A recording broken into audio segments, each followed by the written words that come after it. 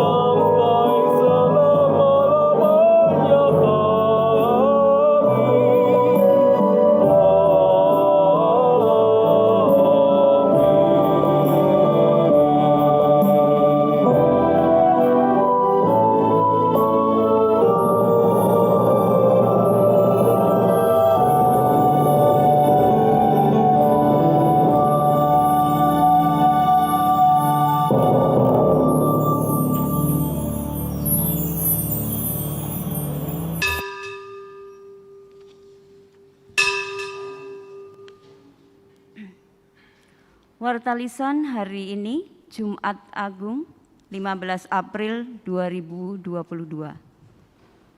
Ibadah Sabtu Sunyi dan Paskah. Ibadah Sabtu Sunyi akan dilaksanakan pada hari Sabtu, tanggal 16 April 2022, waktu pukul 19. Dilakukan ibadah keluarga masing-masing dengan ibadah taize yang disiapkan oleh Majelis Jemaat. Ibadah Paskah atau hybrid akan dilaksanakan pada hari Minggu tanggal 17 April 2022 waktu pukul 5. Ibadah hybrid. Bagi jemaat yang ingin mengikuti ibadah Paskah subuh secara hybrid, silakan mendaftar melalui website gereja resmi gereja gkigraharaya.org. Pendaftaran dibuka pada Jumat 15 April 2022 pukul 12 sampai hari Sabtu tanggal 16 April 2022 pukul 12. Bagi yang ingin beribadah secara onsite, syarat yang wajib dipenuhi adalah 1. Sudah vaksin minimal 2 kali. 2. Memiliki akun Peduli Lindungi. Mohon menjadi perhatian anggota jemaat dan simpatisan. Persembahan perjamuan kudus. Bagi jemaat yang hendak memberikan persembahan perjamuan kudus, dapat dilakukan dengan cara transfer ke rekening Bank Mandiri 16400 01140781 atas nama Gereja Kristen Indonesia Geraharaya atau pemindaian QR Code GKI Geraharaya dengan keterangan perjamuan kudus atau membubui kode angka 15 di 2 digit terakhir dana yang ditransfer, misalnya Rp1.015.000. Terima kasih, Tuhan Yesus memberkati. Ibadah hari ini, ibadah Jumat Agung ini akan dilayani oleh Pendeta Nikodemus Eko Aiwanto.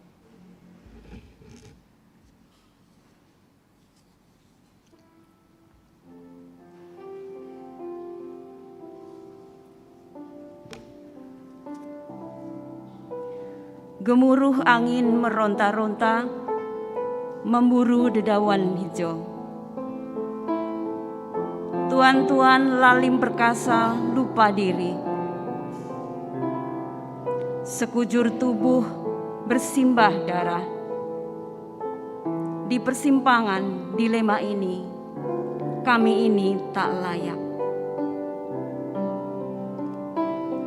Tuhan, siapa gerangan telah menodai Engkau? Siapa gerangan telah melupakan Engkau? Tuhan, kami ini insan pasrah diri. Kami insan bernoda. Di hadapan-Mu kami bersimpuh penuh tetesan air mata.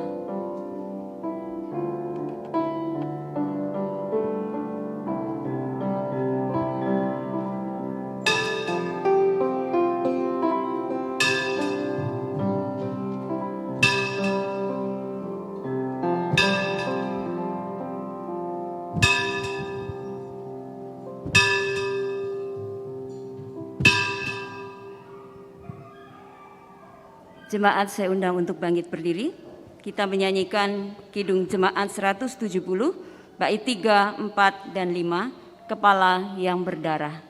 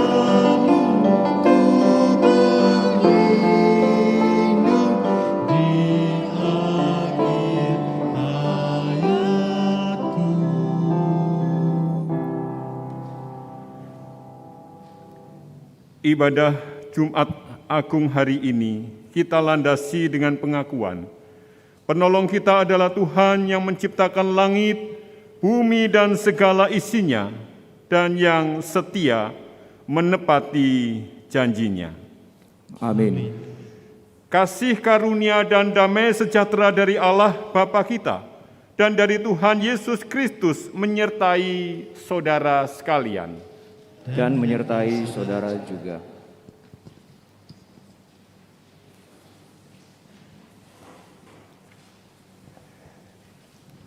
Tuhan, siapakah manusia sehingga Engkau menciptakannya? Sekujur tubuhmu penuh bilur-bilur hina. Teganya manusia bergelora lupa diri. Golgota menjadi saksi bisu. Sepoi-sepoi angin berwajah racun, merasuki kalbu, meracuni rasa. Percikan darah pertanda anti sukma. Tuhan, mengikat tali kasut-Mu pun kami tak layak. Menatap puncak Kalvari, tiada tanya, tiada senyum.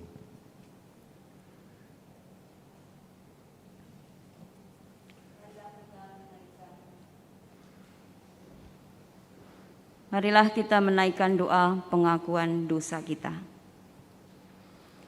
Ya Bapa, dalam rutinitas keseharian yang kami jalani, tidak jarang kami lupa untuk memfokuskan hidup kami kepadamu. Terlalu mudah bagi kami untuk tergoda oleh keinginan daging kami sendiri, sehingga fokus hidup kami bergeser pada hal-hal yang menurut kami penting. Namun yang sering kali terjadi adalah saat kami mengikuti keinginan daging kami sendiri, kami tersesat, kehilangan arah yang pada akhirnya mendorong kami untuk berputus asa menjalani kehidupan ini. Ampunilah kami ya Tuhan, yang seringkali menjadikan Engkau sebagai kambing hitam atas semua keadaan hidup kami. Ampunilah kami ya Tuhan, yang semakin menjauh dari-Mu dikala kami sedang dalam keadaan suka maupun duka. Ampunilah kami ya Tuhan, yang seringkali memakai nama-Mu hanya untuk kepentingan diri kami sendiri. Ampunilah kami ya Tuhan, yang seringkali meragukan keberadaan-Mu dalam setiap langkah hidup kami. Tolonglah kami ya Roh Kudus, agar dalam segala kehidupan kami senantiasa berserah kepadamu dan mensyukuri penyertaan-Mu.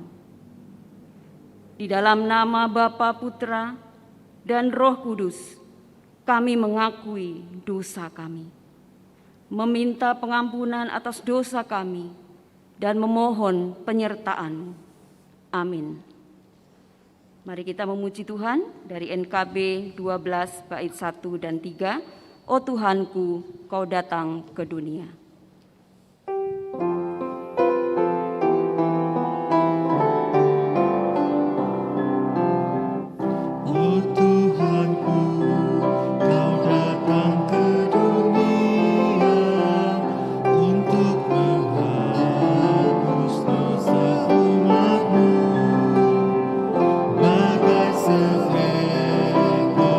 Sayang Allah kepada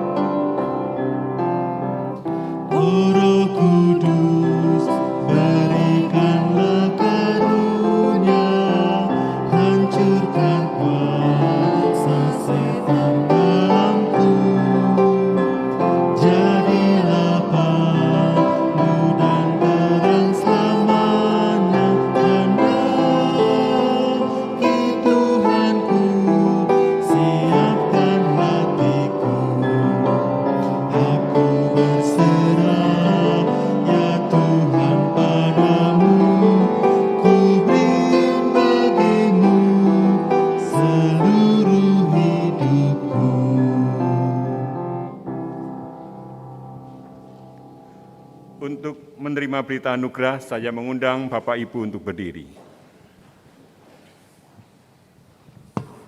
Bagi setiap orang yang dengan tulus hati menyesali dosanya di hadapan Tuhan, Tuhan memberikan berita anugerah-Nya kepada kita di dalam Yohanes 3 ayat 16. Karena begitu besar kasih Allah akan dunia ini, sehingga Ia telah mengaruniakan anaknya yang tunggal, supaya setiap orang yang percaya kepadanya tidak binasa, melainkan beroleh hidup yang kekal. Demikianlah berita anugerah dari Tuhan. Mari kita pujikan Kidung Jemaat 177.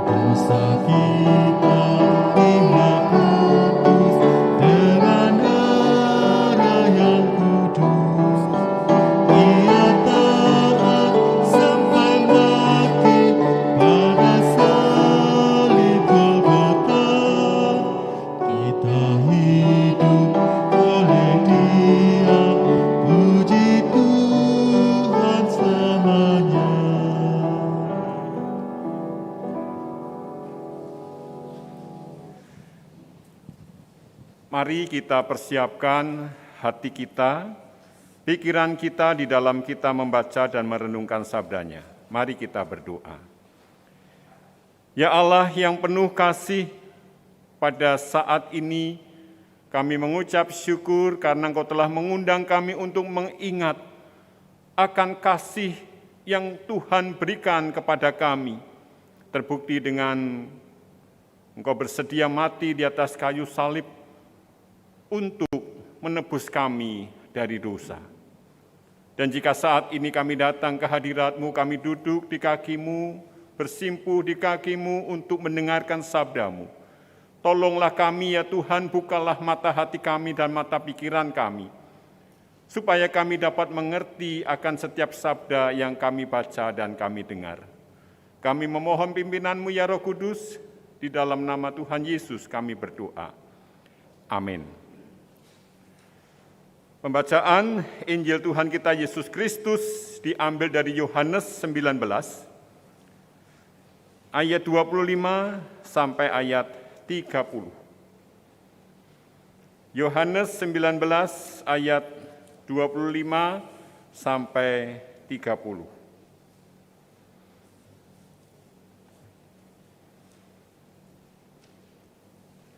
Mari kita berdiri untuk membacanya.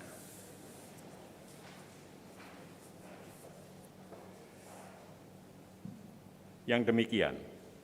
Dan di dekat salib Yesus berdiri ibunya dan saudara ibunya, Maria istri Klopas dan Maria Magdalena. ketika Yesus melihat ibunya dan murid yang dikasihinya di sampingnya, berkatalah ia kepada ibunya, "Ibu, inilah anakmu." Kemudian katanya kepada muridnya, "Inilah ibumu." Dan sejak saat itu murid itu menerima dia di dalam rumahnya. Sesudah itu, karena Yesus tahu bahwa segala sesuatu telah selesai, berkatalah ia supaya genaplah yang ada tertulis dalam kitab suci, "Aku haus." Di situ ada suatu berkas penuh anggur asam. Maka mereka mencucukkan bunga karang yang telah dicelupkan dalam anggur asam pada sebatang hisop, lalu mengunjukkannya ke mulut Yesus. Sesudah Yesus meminum anggur asam itu, berkatalah ia, "Sudah selesai." Lalu ia menundukkan kepalanya dan menyerahkan nyawanya. Amin. Demikianlah Injil Tuhan kita Yesus Kristus. Yang berbahagia ialah mereka yang mendengarkan firman Tuhan dan yang memeliharanya. Hosiana.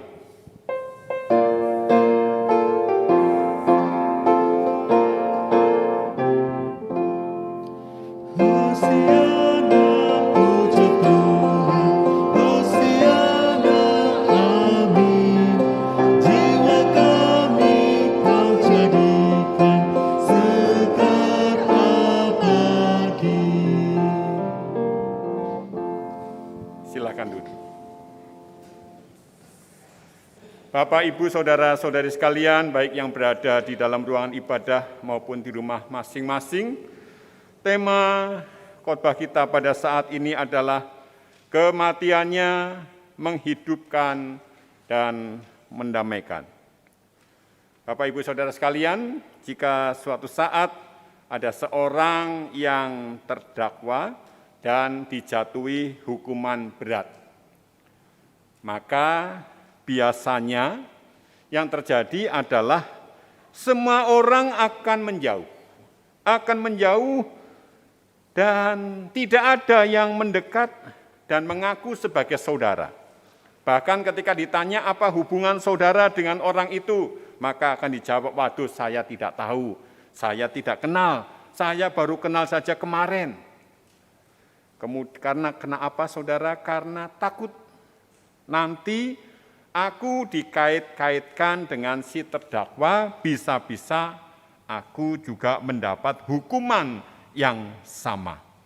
Itulah yang terjadi di dalam kehidupan kita, dan ini memang ya sangat manusiawi sekali. Siapa sih yang ingin dikait-kaitkan dengan dosa orang lain, dengan kesalahan orang lain? Tentu tidak ada yang ingin.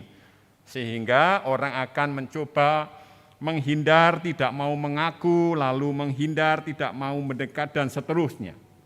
Tetapi di dalam kisah kita, ketika Tuhan Yesus ditangkap dan diadili, ketika para murid melarikan diri, semuanya bubar, Petrus memang seakan-akan mengawal Tuhan Yesus, tetapi Petrus juga akhirnya mengatakan, "Aku tidak kenal dia. Aku ini bukan siapa-siapa, aku enggak kenal dia." Petrus menyangkali Tuhan Yesus, bukan hanya sekali tetapi sampai 3 kali.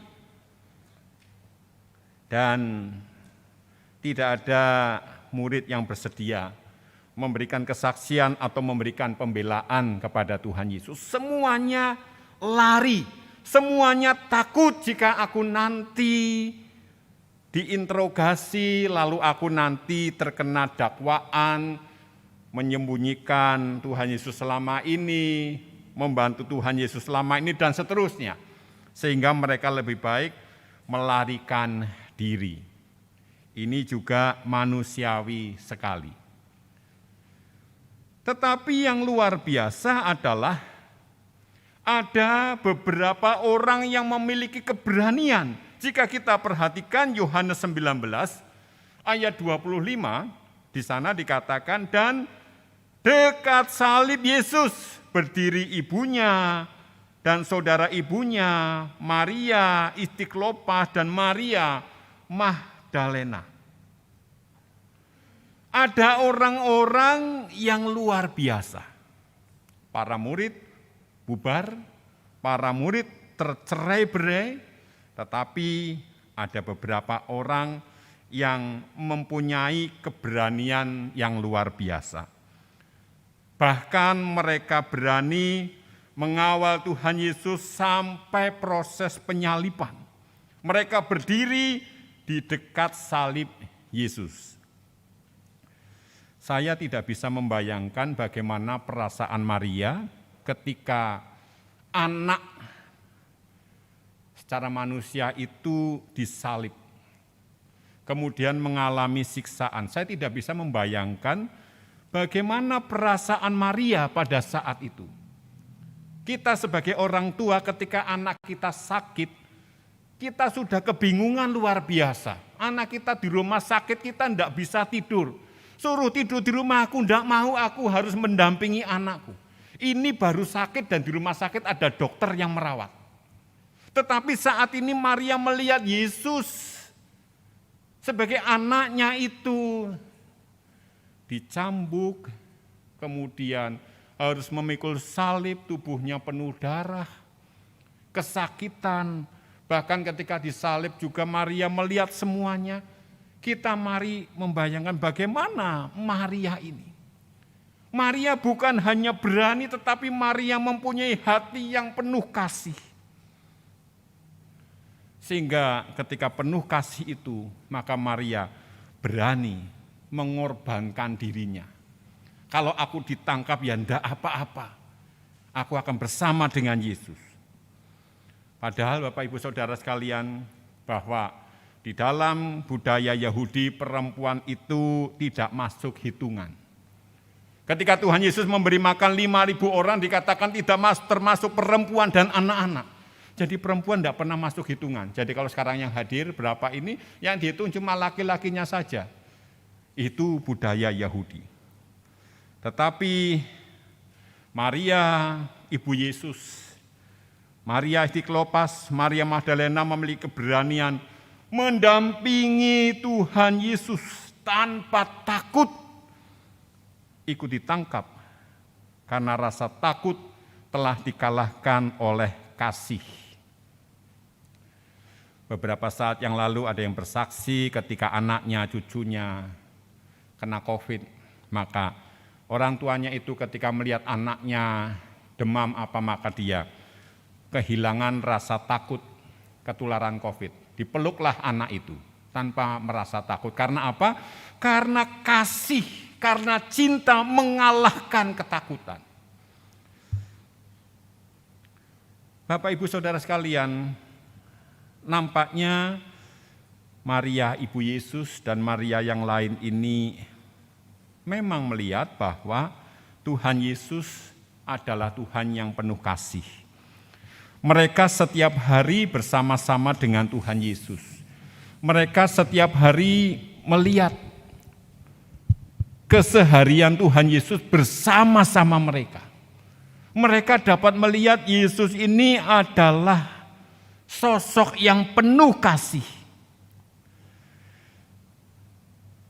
Makanya Bapak Ibu, saya katakan ketika Maria berada di dekat salib Yesus, pasti Maria penuh dengan tangisan. Dan ketika Tuhan Yesus melihat Maria, ibunya itu menangis sedih. Tuhan Yesus melihat Maria di dalam keadaan yang begitu di dalam kesedihan. Memang Tuhan Yesus di dalam kesakitan. Tetapi Tuhan Yesus masih menunjukkan kasih-Nya. Di mana Tuhan Yesus menunjukkan kasih-Nya dengan menitipkan Maria kepada murid yang dikasihinya. Dan kemungkinan ini adalah Yohanes. Jadi kita melihat dari 12 murid ini, yang lain pada lari, tetapi murid yang dikasihinya ini Yohanes mendampingi Yesus. Dan sejak saat itu Maria dapat diterima dalam lingkungan keluarga Yohanes. Nah sekarang kita melihat ternyata kasih Tuhan Yesus ini juga mempersiapkan Maria untuk melanjutkan kehidupannya. Karena Maria kan sebatang kara. Maria sudah tidak punya suami lagi. Dan kepada siapa di hari nanti harus menumpang, maka Tuhan Yesus menyerahkan kepada Yohanes.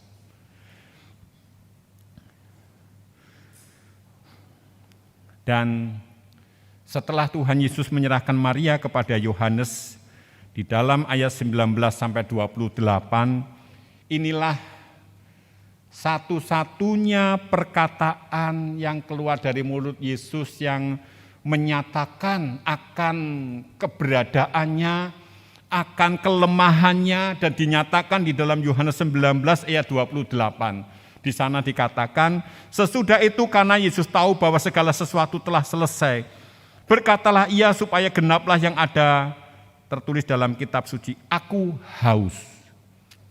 Jadi sejak Yesus ditangkap, diadili, disiksa, tidak pernah keluar kata aduh. Ya ampun sakit sekali, tidak ada tercatat. Hanya satu-satunya kata yang menyatakan kelemahannya adalah aku haus.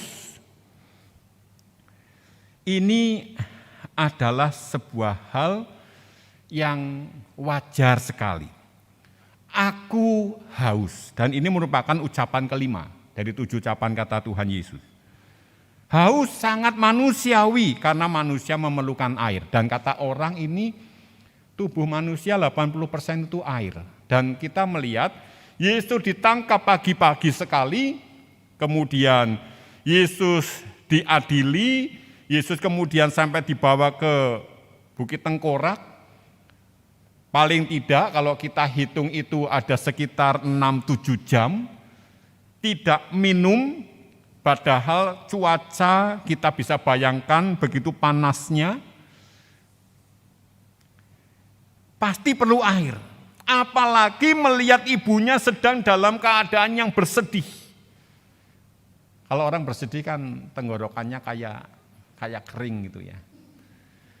Kayak tercekat gitu. Nah, oleh karena itu Yesus berkata, aku haus. Nah, di dalam ayat 29 dikatakan di situ ada suatu berkas penuh anggur asam, maka mereka mencucukkan bunga karang yang telah dicelupkan dalam anggur asam pada sebatang hisop, lalu mengunjukkannya ke mulut Yesus. Inilah yang diberikan kepada Tuhan Yesus, yaitu anggur asam. Karena sebelumnya Tuhan Yesus menolak ketika dikasih minum Bapak Ibu. Yaitu Tuhan Yesus menolak ketika diberi anggur bercampur empedu. Dalam Matius 27 ayat 34. Diberi anggur bercampur empedu, Yesus menolak. Kemudian diberi anggur bercampur mur, di dalam Markus 15 ayat 23 juga Yesus menolak. Yesus tidak mau minum anggur bercampur empedu atau anggur bercampur mur, di mana keduanya akan menjadikan orang menjadi tidak merasa sakit. Ya sama dengan kita ketika kita sakit gigi, maka kita akan minum obat anti nyeri. Nah ini semacam itu. Jadi anggur bercampur empedu, anggur bercampur mur. Tuhan Yesus menolak semuanya itu. Karena itu akan menjadikan Tuhan Yesus tidak bisa merasakan akan penderitaannya, tidak bisa merasakan akan kesakitannya. Tuhan Yesus menolak semuanya itu. Yesus ingin menjalani semuanya itu dengan cara alami. Ini yang Tuhan Yesus lakukan. Lalu kita bertanya, anggur asam itu apa? Anggur asam ini merupakan minuman biasa.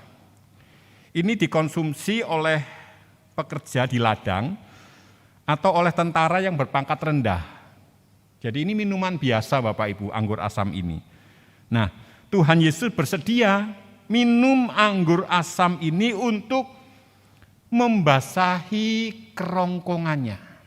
Dan ketika kerongkongannya sudah terbasahi dengan anggur asam itu, maka kerongkongannya sudah mulai segar kembali sehingga Yesus bisa berkata di dalam ayat 30, sudah selesai. Jadi ketika Yesus mengatakan aku haus, begitu mencekat tenggorokannya ini untuk dapat mengatakan sudah selesai betapa sulitnya, maka dia minta minum. Ketika sudah minum, lalu dia mengatakan sudah selesai, lalu ia menundukkan kepalanya dan menyerahkan nyawanya. Bapak Ibu Saudara sekalian, dan kematian Tuhan Yesus memberi kekuatan dan keberanian untuk percaya kepada janji Tuhan Yesus. Karena ketika di atas salib, Tuhan Yesus memberikan janji kepada Maria dan kepada yang hadir di situ yang disebutkan tadi.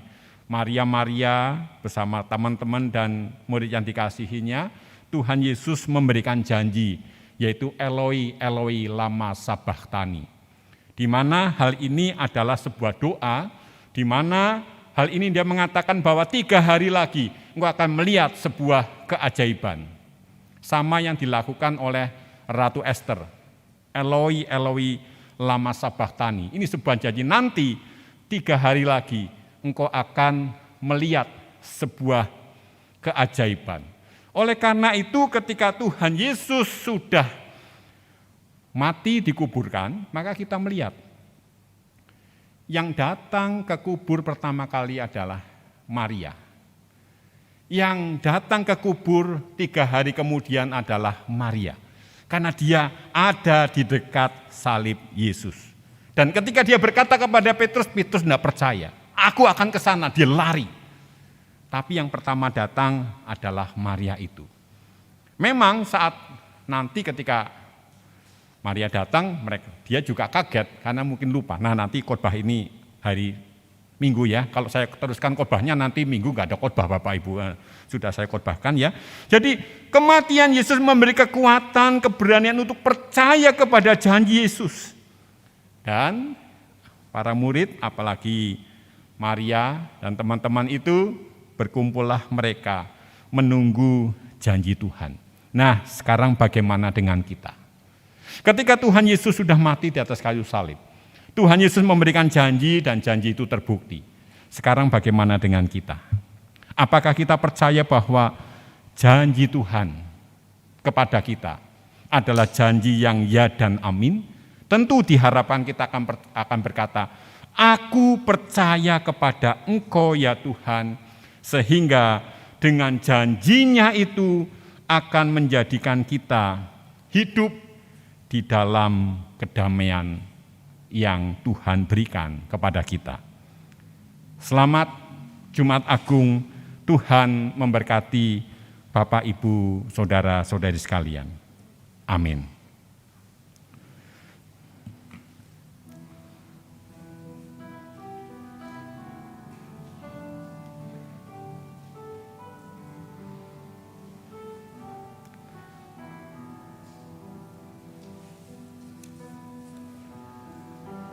Salibmu menyimpan 1001 misteri. Palang penghinaan itu kini menjadi suatu tanda kemenangan. Bait Allah pun turut terbelah. Tuhan, Dikolah Raja semesta alam. Seruanmu mengubah waktu menjadi sejarah. Seruanmu mengubah waktu menjadi kenangan. Tuhan, Dikolah sang kala, Dikolah sang waktu. Tuhan, sengsaramu adalah tangisan sementara.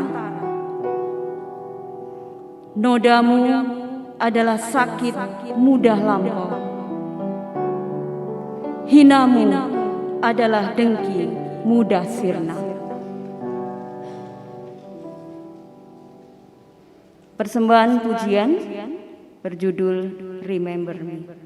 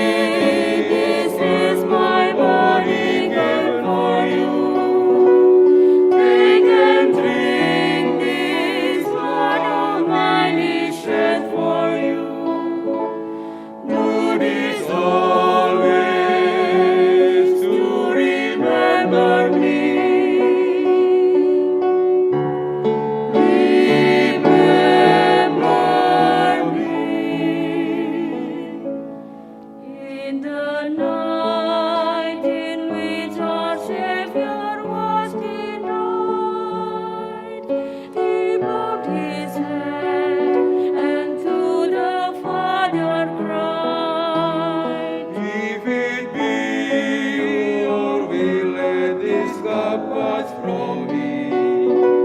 If it be your will, spare me this agony. In my darkness, or will you remember me? Remember me.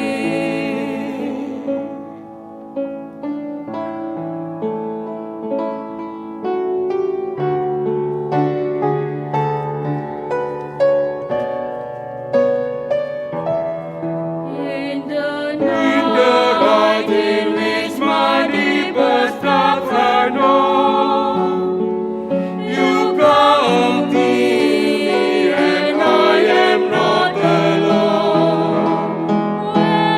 When I taste your blood and body gave for me, when I hear your prayer in the Gethsemane, when I know you will remember me.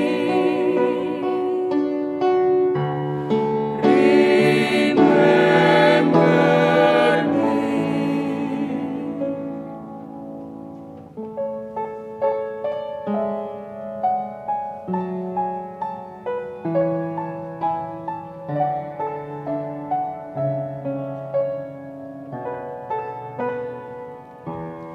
Di malam Tuhanku dikhianati, dipecahnya roti dan berkata, makanlah, ini tubuhku untukmu, minumlah darah curah bagimu. Lakukanlah untuk mengenangku,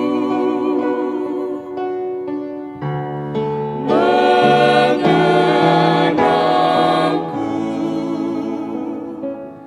Pada malam Tuhanku diingkari, ia berdoa kepada Bapa. Jauhkan jauhan derita dariku, namun biarlah kehendakmu yang jadi. Dalam pergumulan kau mengingatku,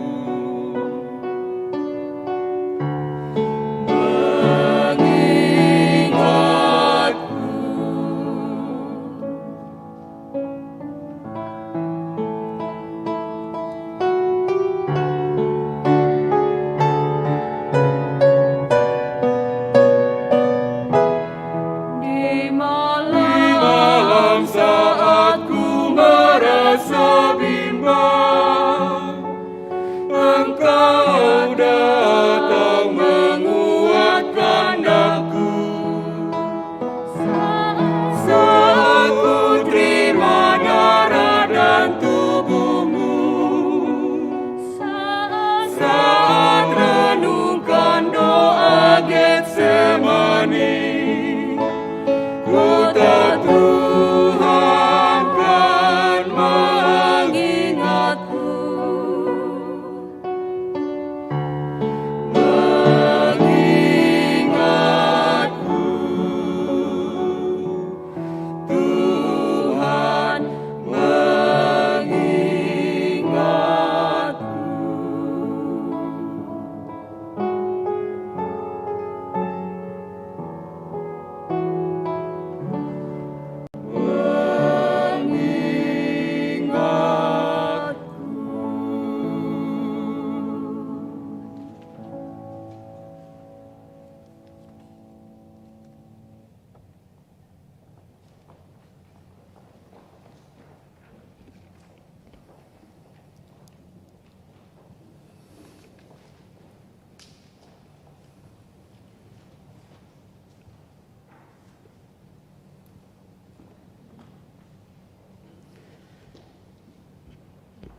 Saya mengundang jemaat untuk kita bangkit berdiri. Bersama dengan umat Allah di sepanjang masa, mari kita ikrarkan dan teguhkan kembali pengakuan iman percaya kita dengan bersama mengucapkan pengakuan iman rasuli. Aku percaya kepada Allah, Bapa yang Maha Kuasa, Khalik langit dan bumi, dan kepada Yesus Kristus, Anaknya yang tunggal Tuhan kita, yang dikandung dari Roh Kudus, lahir dari anak darah Maria, yang menderita sengsara di bawah pemerintahan Pontius Pilatus, disalibkan, mati dan dikuburkan, turun ke dalam kerajaan maut. Pada hari yang ketiga, bangkit pula dari antara orang mati, naik ke sorga, duduk di sebelah kanan Allah, Bapa yang Maha Kuasa. Dan dari sana Ia akan datang untuk menghakimi orang yang hidup dan yang mati. Aku percaya kepada Roh Kudus, gereja yang kudus dan am, persekutuan orang kudus, pengampunan dosa, kebangkitan orang mati, dan hidup yang kekal. Amin. Jemaat silakan. Mari kita bersama-sama menyatukan hati kita menaikkan doa syafaat kita. Ya Allah yang penuh kasih, pada saat ini kembali kami datang ke hadirat-Mu ya Tuhan. Kami hendak menaikkan doa-doa syafaat kami. Kami menyerahkan setiap anak-anak-Mu ini Tuhan yang sedang beribadah, baik yang beribadah di dalam ruangan ibadah ini maupun di rumah masing-masing bersama dengan keluarga yang dikasihi.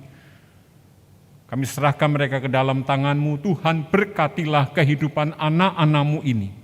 Di dalam pekerjaan mereka, usaha mereka, studi yang dilakukan, masa depan mereka Tuhan berkati.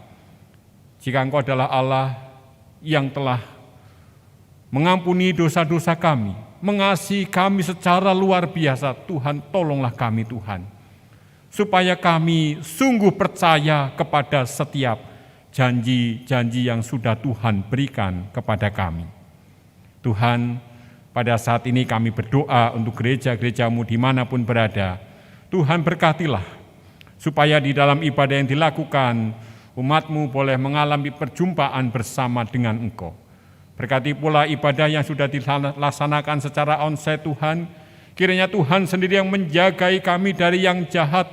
Tuhan akan menolong kami, sehingga kami akan tetap sehat dan di dalam penyertaan-Mu ya Tuhan. Tuhan, kami juga berdoa untuk keamanan bangsa dan negara kami, tolonglah Tuhan. Berkati pula aparat keamanan di dalam menjaga keamanan bangsa kami. Berkati pula para pemimpin kami supaya mereka boleh untuk memimpin kami dengan baik. Berkati para tenaga kesehatan, para ahli yang sedang mencari obat untuk COVID, Tuhan berkati mereka. Dan kami memohon kiranya pandemi ini segera berakhir ya Tuhan. Tuhan, kami juga berdoa Tuhan untuk peperangan yang sedang terjadi di dunia ini, terutama di daerah Eropa Tuhan. Tuhan tolonglah, Engkau sadarkan setiap pemimpin negara yang terlibat di dalam peperangan itu, supaya mereka segera mengakhiri peperangan itu ya Tuhan. Kami memohon kepada Engkau ya Allah kami, tolonglah ya Tuhan. Kami juga berdoa Tuhan untuk saudara-saudara kami yang mungkin saat ini sedang di dalam pergumulan, yang saat ini sedang di dalam kekurangan. Oh Tuhan, kami memohon tolonglah mereka Tuhan, supaya mereka tetap mempunyai iman yang teguh dan kami percaya pertolongan akan mereka terima. Kami percaya Engkaulah Allah yang penuh kasih. Oleh karena itu, kami naikkan doa kami ini hanya di dalam satu nama Tuhan kami, Yesus Kristus. Amin.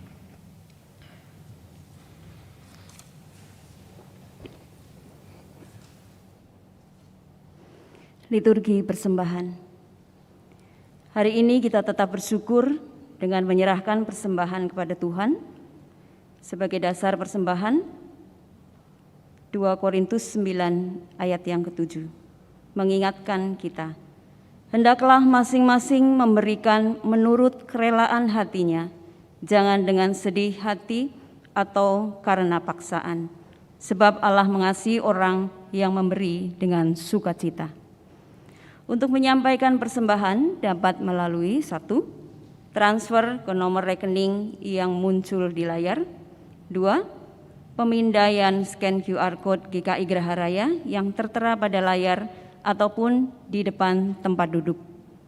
3. Persembahan tunai dapat dimasukkan langsung ke dalam kotak yang sudah disediakan di depan ruang konsistori gedung gereja. 4. Bagi jemaat yang hadir langsung di gereja dan ingin memberikan persembahan tunai, dipersilahkan memberikannya sebelum ibadah dimulai. Mari kita iringi persembahan dengan menyanyi Kidung Jemaat 174B bait 1, 2, dan 5. Ku heran juru selamatku.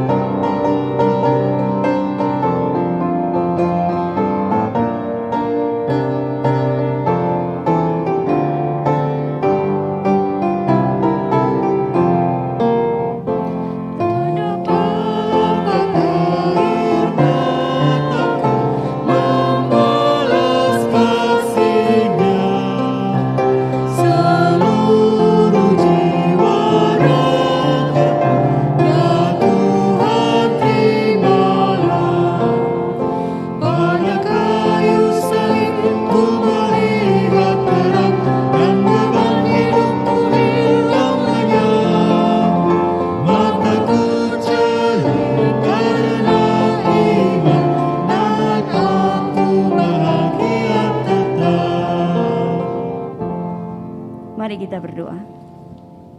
Tuhan Allah Bapa kami yang bertata dalam kerajaan surga yang mulia, kami bersyukur Tuhan, kami mengucapkan terima kasih atas berkat Tuhan dan rahmat Tuhan yang kami rasakan di dalam kehidupan kami hari lepas hari.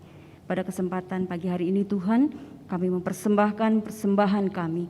Ya Tuhan, tilik hati kami masing-masing ketika saat kami mempersembahkan, baik persembahan hidup kami ataupun persembahan yang lain yang sudah Tuhan berikan kepada kami. Terima kasih Tuhan, kiranya persembahan ini Tuhan berkati. Tolong kami Tuhan, majelis jemaat, badan pelayanan, staf komisi yang mengelola persembahan ini, Tuhan kiranya tolong agar kami boleh menggunakannya dengan penuh sukacita dan dapat dipertanggungjawabkan dengan baik. Terima kasih Tuhan. doa ini kami panjatkan di dalam nama Tuhan Yesus Kristus. Amin. Jemaat, saya undang untuk bangkit berdiri.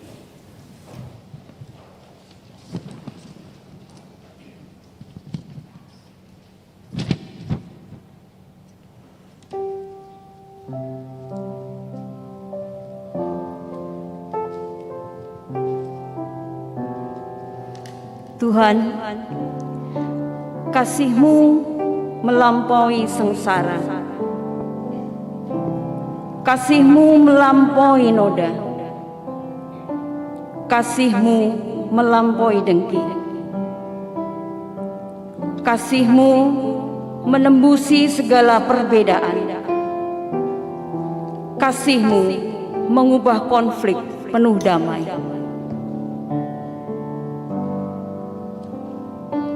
Tuhan, jika Engkau berkenan, mampukanlah kami.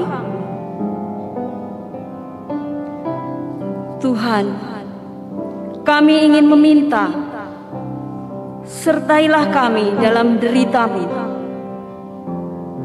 agar kelak kami pun ada bersama-Mu dalam kebangkitan-Mu. Tuhan, di kolah Firdaus itu, bawalah kami ke Firdaus itu.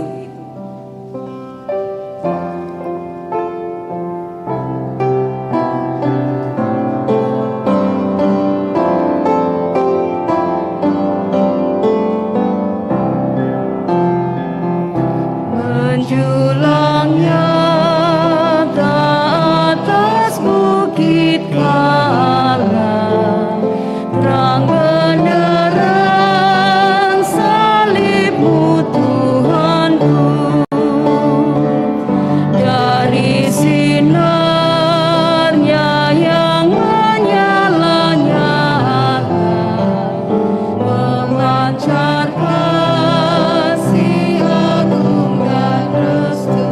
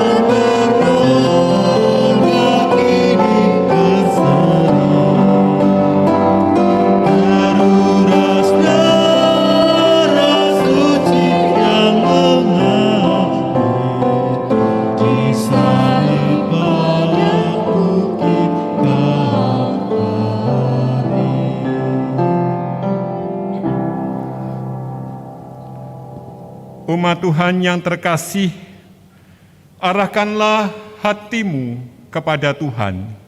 Kami mengarahkan hati kami kepada Tuhan. Jadilah saksi Kristus. Syukur kepada Allah, Terpujilah Tuhan, kini dan selamanya. dan sekarang terimalah berkat Tuhan. Tuhan memberkati dan melindungi saudara. Dia menjaga saudara menghadapi pergumulan. Dia menemani saudara di masa-masa sulit ini.